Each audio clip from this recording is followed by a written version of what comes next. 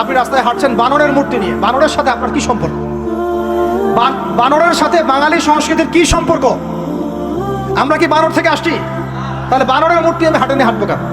একটা প্রজন্মকে আল্লাহ বানর বানিয়ে দিয়েছিলেন, কোরআনে দলিল আছে।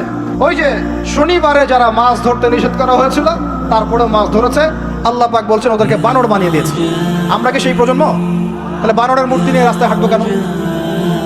কেন আপনি পেঁচার সাথে আপনার কি সম্পর্ক? পেঁচা কি আমার ভাগ্যের প্রতীক?